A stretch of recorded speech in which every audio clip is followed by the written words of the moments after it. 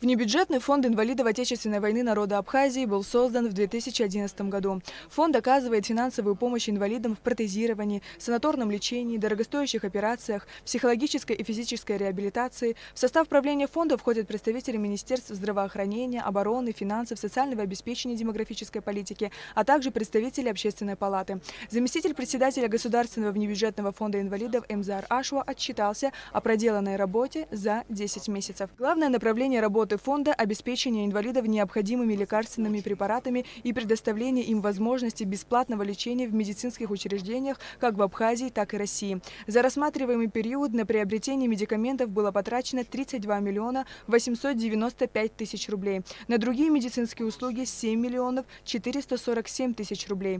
Ушли из жизни 52 инвалида Отечественной войны народа Абхазии. На их погребение семьям инвалидов фондом было выплачено 2 миллиона 600 тысяч рублей. На будущий год заложено в наш бюджет 141 миллион 559 тысяч 700 рублей. За 3 квартала итого зашло 84 миллиона 301 тысяч рублей.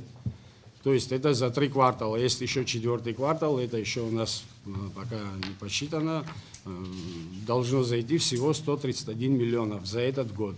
Если в 2014 году в списках инвалидов числились 1400 человек, то к 2020 году их количество возросло до 3000 человек. Как добавил Эмзар Ашуа, ведутся проверки, которые уже показали, что многие из этих людей не являются инвалидами и даже ветеранами войны. В этом плане ведется работа. Это так, как 27 лет происходило. Это за 10 месяцев мы не можем сейчас сразу из 3000 определить, кто лже, кто не лже. Мы занимаемся этим списком.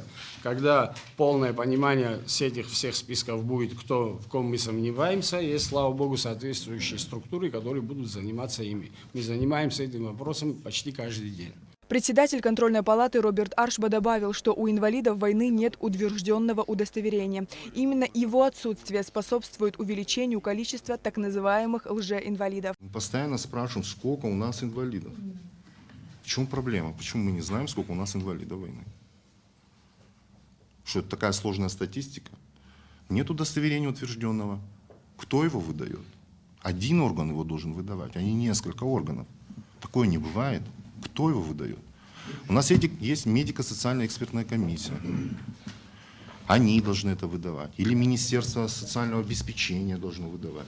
Этот документ должен быть утвержден Кабинетом министров.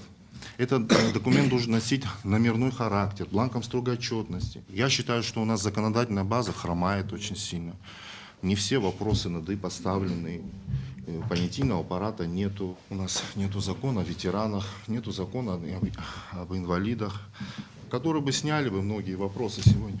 Контроль над расходованием средств Государственного внебюджетного фонда инвалидов Отечественной войны народа Абхазии ведет контрольная палата республики. Однако вот уже 3 года никакой проверки с их стороны не проводилось. Что касается непосредственно деятельности фонда, контрольная палата сегодня обеспокоена в большей своей части, конечно, именно в рамках целевого и эффективного использования средств, выделяемых на наших инвалидов войны. Мне не нравится ситуация именно с платежами в фонд.